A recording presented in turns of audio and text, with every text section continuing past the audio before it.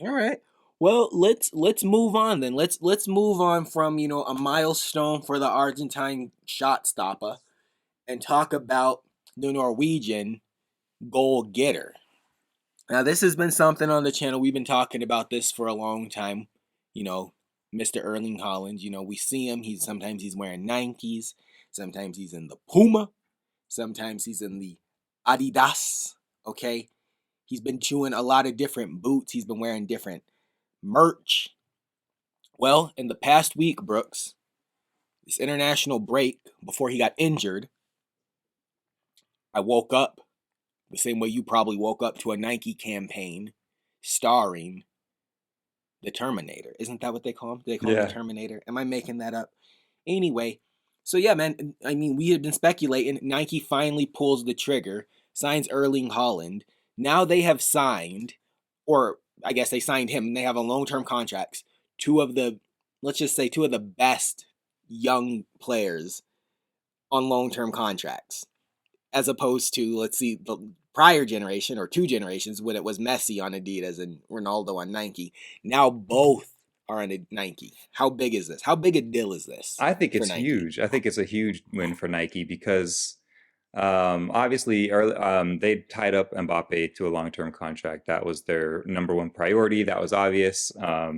Nike player for currently club and country, and and I mean I don't think Nike's going anywhere in France as far as the national team goes, or Yeah, PSG for that matter. But the no. question is at club where will Mbappe be? But that being said, I think that the Holland one was a super interesting one because he was not only was he out of contract in January of this year, but he had been, the speculation was going on for months before that, right? Because usually players of that profile are like not waiting for their contract to run out. But he did this on purpose. It was for 6 months. There's like some sort of contractual obligation where, if he agrees to something, Nike has the right to match that and still keep Yeah, him. So he really let that run out so that he could kind of have a fresh start, fresh mind at everything that he wanted to do and look at. And obviously, money was a huge factor in his decision, but also comfort was a huge factor in his decision. And we've talked about this in the past. Like you specifically brought this up, where it, Mbappe is the mercurial man for now. Like he's kind of taken that from Ronaldo. You're yep, not going to snatch the see. crown. Yeah, yeah, he took the crown. So he's not. We're not going to probably. Or it was interesting that we see Haaland playing in Mercurius as well. However, the last few weeks he switched it up. He's now in those Phantom GXs, and I wonder if that's going to be the target man for the Phantom, or if these are just like a few things. I mean, I don't know, something that he's trying. But overall, I think it's a huge win for Nike. They've been, letting go of players, letting people leave. Puma's been stashing these guys up. Adidas been stashing these guys up, and I think a lot of people were thinking like, what's the plan right now? What's going on? Like they're losing not a ton of high profile players. The biggest was obviously Neymar, but obviously they had a plan. They got two of the, like you said, the youngest, most prolific strikers in the game right now. So this is huge for them. Yeah, yeah, man. I mean, the only thing I'll say is like, first off, yeah, he obviously he made the right decision. The tricky part though, because what you said, yeah, so he is wearing the Phantom GX, right? The tricky thing is like, so this is where I feel like things always get weird, and this is my prediction. I feel like at some point he will wear the Mercurial, I feel and like that will that be his too. shoe. Because I feel like every player, for the most part, every like attacking player, like they try, like for example, Ronaldo had always been the Mercurial or the Superfly. Hmm. Now insert Mbappe, he's now the Superfly exclusively. No Mercurial, Superfly. Always wear Superfly. Then you look at when Neymar was on the roster, he was the Mercurial Vapor, Right. never Superfly, always Vapor. Then he left. And then like a few people like Eden Hazard would every now and then get his own Vapor, but no one really ever carried that Vapor mantle ever since Neymar had left. Then insert Phantom GX. Phantom GX, a year from now, that this shoe won't exist. The Phantom Yeah, line is that's yeah. always changing, and and they don't always get it right. Where I feel like the Mercurial line, like since let's say like what 2000, no, like 90s, late 90s, like 98 maybe. Since 98, the Mercurial's basically always the same shoe. Like it's reliable. They make tweaks here and there. They change the material, but like it's like the old reliable striker shoe. Like and I just feel like when you're at that, I mean, I don't know, maybe I'm talking crazy right now, but I just feel like so many people who have not been on the Mercurial line eventually make their way over to the Mercurial. Or they start like wearing Phantoms and like have Nike disguise them to be like Right. the Mercurial because it's just, I mean, I'll say this: the Phantom GX. I can say this because I've played in the current Phantom GX and I've played in the current Vapor. I honestly think the GX is the better shoe. Really? It's In what such a capacity? it's Striking? um Comfort? yeah, comfort and just better touch, Okay. better, more comfortable. And I feel like, I mean, you have better control because that, like, it's so grippy. Like, I know, like, That's in the crazy. ads, like, they make it look like it's like bubble gum. The Hmm. shoe is so grippy, the ball literally sticks to your foot. Okay. Whereas, with the Mercurial, like, it's the vapor posit, it's like, it's more of a slick surface. You can get more, like, power. Not necessarily power, but, like, I don't know what word I'm looking for. Like, when you hit the ball, like it's just gonna go. Yeah. Whereas like you can get like more bend. So it like depends what kind of shot you're doing. I mean, it's still. I mean, the Vapor's still like some people might say it's still a better shoe. Just for me, I feel like the GX is better. S- But who's to say that it won't exist in a year? So Yeah, no, I mean Holland's wearing it the today. track What's he gonna wear record, I tomorrow? mean, you bring up facts like that the track record of everything that they've made since, I mean, really even pre T90, but T90 for me was the ones that stuck around for like the longest, aside Yeah, from the staples, the Mercurial, the Tiempos, Tiempos. Mercurials. Yeah, so what these like I haven't played in these new Phantom GXs, but I did play in the a couple times in the old T90s, like the lasers, just because I don't know, at the time I just liked to play whatever. I still always went back to the Mercurials, but these give me like old T90 vibes, like because they had that like grip on the side, and literally Mm-hmm. all you had to do was just strike it with your instep and make sure that the rubber Mm-hmm. things grabbed it, and that thing was spinning like crazy. So I kind of Yeah. get the same idea with, or like the same vibes with this shoe that they've put out. And to your point, yeah, I kind of didn't really think of that. I don't know if I think about like Mbappe being the Superfly guy, and then Holland being just the Mercurial, just the Vapor guy, because like you said, Neymar was that guy. Ibra still wears, he doesn't go Superfly, but I mean, I don't know. The thing that I do want to say is that, like, let's say that Holland is the, I don't know, the Phantom GX guy or whatever, and they do try to keep these cleats for a couple years or whatever. We saw Neymar be the Hypervenom guy. We saw Ibra be the Hypervenom guy, and both of those went back to Mercurial. So Yeah. you're right. Like the Mercurial is like undefeated since it came out, and I never left it. I still think it's the best. The best. I did buy other things, and it was fun to play in tiempos if I wanted to be more comfortable or didn't care as much or whatever. But I like anytime you put on a Vapor, it's just like I don't know. It's like the marketing, the ads get it. Like anytime you put on a Vapor, it's like you're sitting into a cockpit. It's like, okay, I'm ready to go. Like it's gonna take me somewhere new. So I don't know. I love playing in a Vapor. Um, but I mean, I don't know what the deals of that contract yet, but I wouldn't be surprised to see him in Mercurials again soon. Like Yeah. after this Yeah. flying it or Before. whatever Vapor is done, because this is a kind of a limited one that he's wearing, right? The Yeah, the Flyknit edition. Yeah, yeah, with the multicolor. yeah, Yeah. Yeah, it's hard though. I like that color. It I looks like it. good. Yeah. Bro, you know what the other thing is? And then like let's just say something else real quick. Okay. I don't know what it's like in Spain or Europe, but here in the States, you can't get any of these shoes. You can't get any you basically if you don't get your Nike cleats like the day they come out in that color, like the production lines are so jammed up. If you don't get them like within like the first few days that they release, you're not getting a pair. Like I just like periodically I just get on like the G like if you wanted the Phantom GX right now in America, you can't get a In any size. colorway? in any colorway. Same thing with Dang. the mercurial vapors.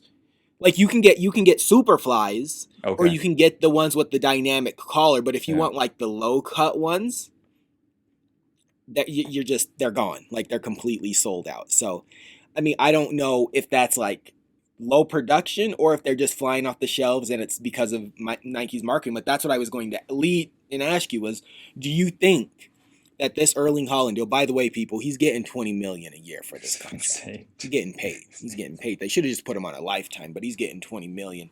So by the time the contract's over, he's over 100 million in the bank. He doesn't even touch the money. But do you think this pushes the needle for Nike, and like Adidas and Puma are going to be like left even further in the dust because of this? Like, does this Erling Haaland deal motivate kids to want to play in Nikes?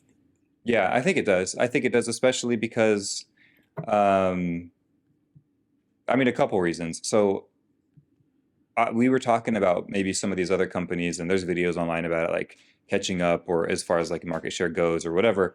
I think that Nike was like, I don't. I just think that not only like, yes, I do think it'll push younger kids to want to step into some Nikes because obviously we've talked about the cool factor a lot, and Mbappe absolutely has that. And for as like funny and odd as Holland is, I think he still has that too. Um, Yeah, he's he's cool. He is like Like he's you, yeah. got good. Like the one thing I will say about Mbappe is he's literally always in a Nike outfit. Always, it's like a sweatsuit, a Nike sweatsuit, Nike Yeah. whatever. But Holland kind of goes different directions with it every now and then. So I kind of like his style choices. So I do think that he brings that cool factor with him, and I think it's another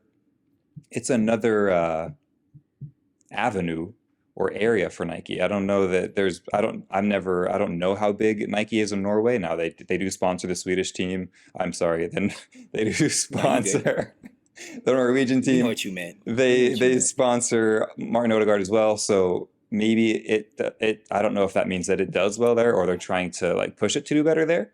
But here in Spain, it's still I mean the Nike store is massive here on Gracia, but I feel like for the most part, being a Spanish or being an Adidas country, the Spanish national team wears Adidas jerseys. I feel like Adidas is still pretty prevalent here, like in the streets or in the gym or whatever.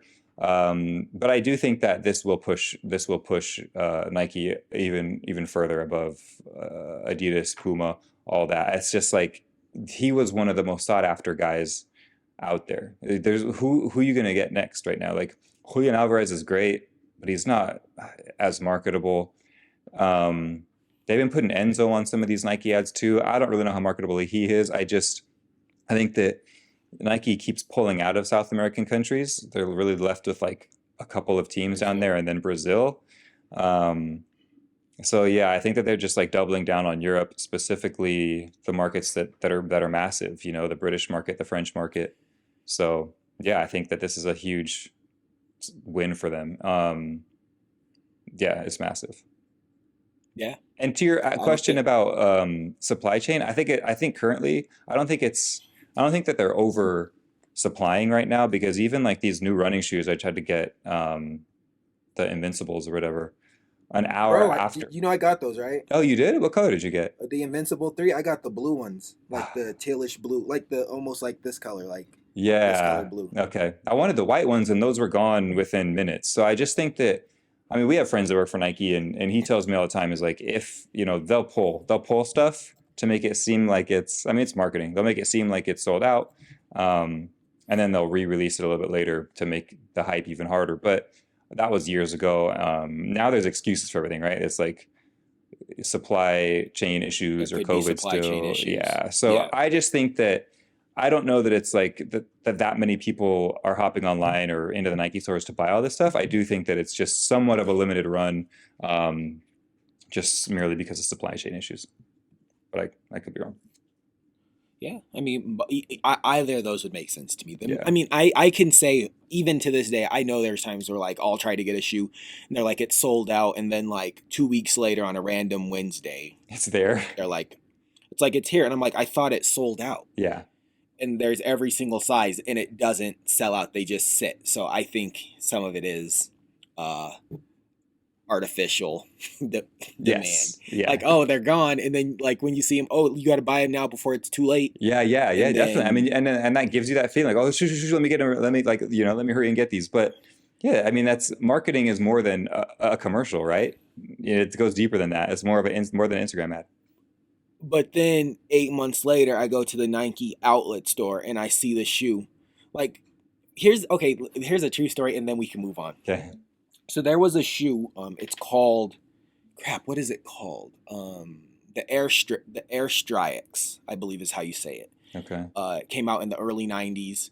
It kind of looked like you had like 3D goggles on. Like half the shoe had like very light blue I'm gonna look Nike that checks, up. and the other side was red. I think it was the Airstrix, I believe, Okay. or well, no, it was the Structures. It was the Structures. Oh, okay. Yeah, yep, that's it. The Structures. I don't know why I said strikes. Anyway, long story short, they released them on the sneakers app, and I got a pair. And then like 2 months later, they just came out on Nike.com, and like they sold out, and they're like, okay, it's gone. Like on all the like resale sites, the shoe was going for like $200 more than retail. But then later, it just comes out on Nike.com willy nilly. So I was like, oh snap, I better buy another pair, and maybe I can sell it, or like maybe it's really rare. And then like they eventually just disappeared off Nike.com. Then like I want to say like maybe about 3 months ago, I go to a Nike outlet store close to my house, and they're selling the shoe for like $60. It's just sitting like you know how it is at the outlets. They just Yeah. have boxes on boxes on boxes. Broken And I was just box. like, yeah, with the lid tore. And my mom had seen me wearing them once, and she was like, "Yo, like I like those. Like I want a pair." And I was like, "Well, check this out, mom. Like it's on StockX. It's on Goat. Like I ain't trying to spend like you know what I mean, like 250, 300 on a pair of shoes for you because you aren't really into shoes like that." She's like, "It's all good. Don't worry about it." But then I see him at the Nike store for like $60, and I was like, "Yo, like what's going on? Like how is this how is this possible? I thought they were gone." And it's like, did you like lose a shipment? Did you hold the shipment for too long, and now like you don't want to put it on Nike.com because you don't want like your consumers to be mad, or like so you just So, like put it in the outlet store where no one's gonna see it? so It was the I know weirdest the thing. answer to that question. What's the answer? And so obviously this is not what Nike is going to want anybody to know, but so the answer was this happened. I'm actually not going to say what shoe this happened with because it was a super high profile shoe. Although said Okay. athlete is not there anymore, I'll tell you off this actually, obviously. But so what they do is when they release something that they think is going to be hot, they feel like this is going to sell out. This is going to be one of those shoes, you know. Yeah. Um, so they put it up there. Obviously, there's people watching, seeing what the how well it's doing immediately after it goes up or whatever, and it's a bust.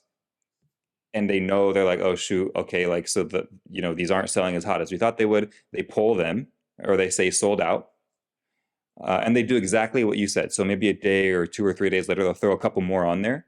But what they do is they specifically send those shoes to outlets because they haven't sold well and they haven't made Mm-hmm. the impact that they thought they would. So they're like, all right, well, we'll take this as a loss. We're going to send these to the outlets and let people pick them up or feel lucky or whatever. Because when you think about Yeah. it, there's not the chances of a WoW sneakerhead living at an outlet area is pretty rare. There's not like a million outlets all over the place, right? So when somebody sees these, it's it's not like their secret is blown because there's not millions of sneakerheads going into these outlets all the time, to the ones that they're sending them to. So yeah, it's a marketing tactic where if it doesn't do as well as they wanted it to do immediately, they'll pull it, say it's sold out, and Send it to the send outlets. some to the outlets. Yeah, and then and then put it out up a little bit later to kind of double verify that people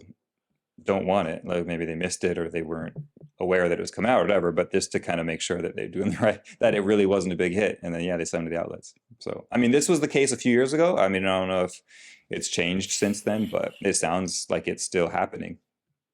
I'm sure it does. I'm sure it does. It is. Yeah. Because yeah. So, yeah. It makes sense. Okay, well, thank you for sharing that insider tip. I Yeah. guess you'll leave us to speculate who the athlete, the former Nike athlete was. I mean, in what shoe was it? A Roger Federer? I don't know. No, he still wears Nike, doesn't he? He It was used to, just but now he the owns shoe. On. Or he's a part owner of Oh, On now, that Swiss shoe brand. oh, I missed that. Okay. Yeah, Grace wore those for Well, training one day, and she was like, hey, she had to take them off. She's like, "These are the most uncomfortable shoe." He has like a signature Federer shoe for On, and she couldn't he's a finish her Swiss workout. scammer, man. He's a Swiss scammer. Dang. Dang. Okay. Well, guys, I think that's probably about all we wanted to say about Mr. Holland and him coming over to the Nike, the Nike camp. Shout out to, Nike for doing the right thing. Shout out to Erling Haaland for, securing his future and his legacy, whether, it goes up or down, 10 years at 20 million. That's crazy. That's all good. That's all good. He's set for life. The crazy dude, it's just so crazy. He's making more off of this brand deal than most professional athletes make in their career. Like he's making more off the Nike deal in 1 year than most professional footballers make in their entire career. Yeah. Like if you think What? think about it. Like, well, I'm just like, if you think about it, like most players like playing for like, let's just say mid-table team, and then I'm gonna shut up. Like let's just say like a team, let's say like Crystal Palace. Like no one at Crystal Palace is probably making more than about $1.52 million Yeah, a Zaha, for season. example. Okay. Now that's at the height of your career. Yeah. So if we're saying, let's say the height of your career is a 5-year contract, and before that, that was your come up, so you were on like 75K, and after that, it's the cool down, so you're like, back to 100 maybe, Right. and then or even lower. So in your entire career, let's say you're lucky enough to have a 20-year career, so you go from 15 to 35.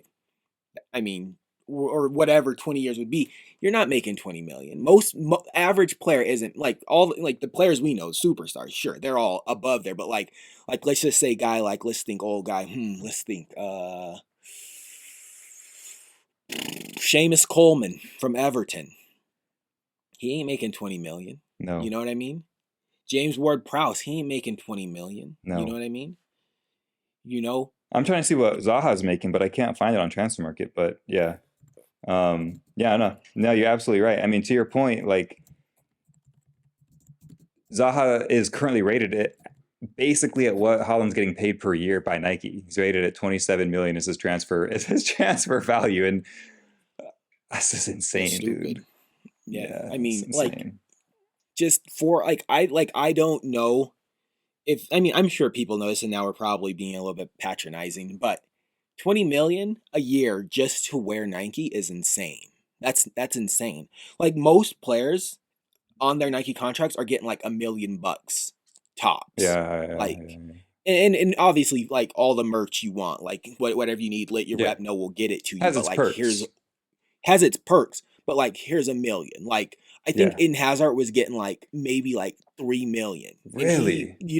yeah, like these contracts aren't like. Let me see if I can find it real quick. Eden Hazard Nike contract.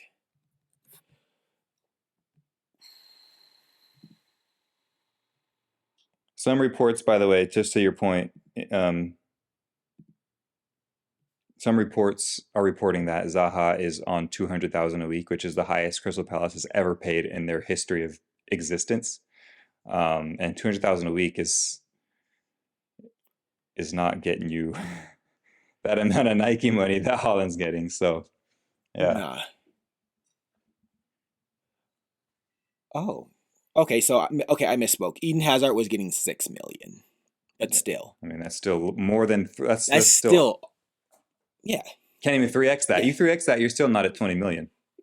yeah, exactly. And he was. I mean, at one point in time, and I know people. Yo, shout out to Eden Hazard. He got an assist today. He got an assist. He got on the My man field. actually, Amazing. he actually played and got an assist. Shout out to my former favorite player, Mr. Hazard. But yeah, all that to say, at one point he was considered the best player in the Premier League in Hmm. Nike, and he got player exclusives on a regular basis, and he was only getting 6 million. Insane. Just to put that in perspective for the young boy. So I'm shout out to interested to Erling see his Haaland. player exclusives. Like what they're gonna do with Erling him. Haaland. Yeah. Yeah, we'll see which direction they take it. Yeah. Yeah, Because I mean, I feel like one guy that was supposed to be up next was Jaden Sancho, and they gave him one player exclusive, Yeah, and they then he did. like died. But they typically, I mean, I feel like Nike, except for Neymar, I gotta be honest, Nike did Neymar dirty. His player exclusives were trash, but like I feel like most of the other players get like Ronaldo always got fire, Mbappe's always got fire.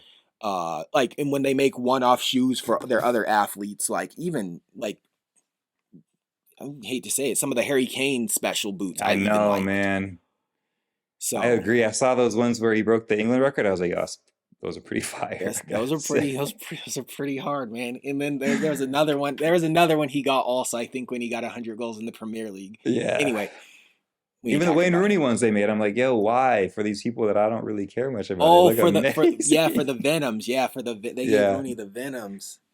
Yeah. Dang, But Frankie anyway. used to wear the T90s. All right, guys. Well, that's all we wanted to really talk. We just want to talk a little bit about Nike bringing in Erling Haaland, put him on the put him back on the payroll officially for the next decade, and it's looking up for Nike and competition beware. You can field the rest of the Norwegian men's team with the Puma boot. Besides Martin Odegaard and Erling Haaland, it's not gonna move the needle. The kid's gonna show up in them Nike tracksuits. You know Yes. what time it is. Yeah, shout out to Blaine for having all the That's Abrazo mugs too, pasteling out there like it's Easter time. I love it. well, Looks amazing. happy Easter, guys. Happy Easter. Go ahead and get yourself some of these gorts right now. We're gonna run a Easter special. You know what I mean? 50% off the gorts today only. Code AbrazoMate.com. abrazomate.com. What's the code, Brooks? What's the It's code? Easter time? Easter What's the time. code? Easter time. Okay. Easter time. Yo, go get them. All right, guys. Thanks for hanging out with us. Brooks, you got anything else to say before we get out of here? No, sir. All right. Peace.